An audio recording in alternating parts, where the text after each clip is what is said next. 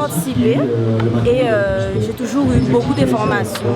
Il y a des concours, il y a le Pôle emploi.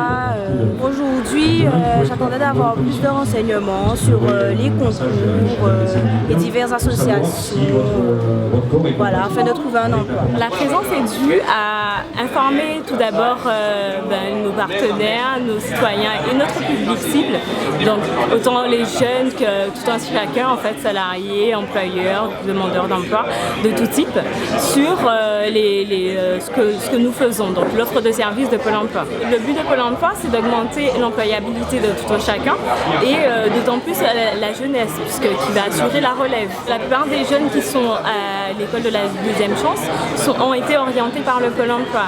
Donc ce sont des jeunes que nous rencontrons de façon quotidienne, qui viennent directement au Pôle emploi, d'autant plus que nous nous situons pas très loin et que nous recevons dans le cadre de leur insertion professionnelle. Ici, on est au Carrefour des Solidarités, place de l'Église. Donc on est sur la 3e édition du porté manèvre Palombi pour les jeunes non scolarisés.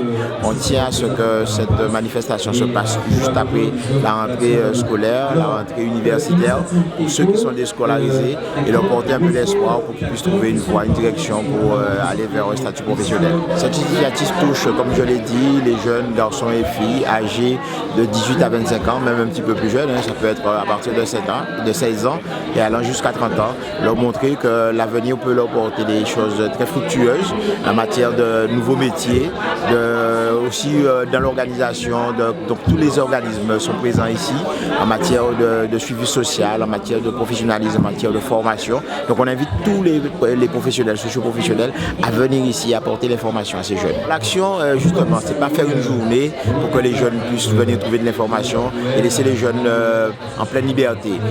On prend au-delà de cette journée, les numéros de téléphone sont pris, etc. On a les différents contacts qu'ont eu les jeunes et après on fait un suivi, on les appelle pour savoir s'ils sont allés plus loin dans la démarche d'aujourd'hui. Donc il y a un suivi tout au cours de l'année pour savoir quels sont les jeunes qui ont des difficultés à trouver une voie dans l'avenir professionnel.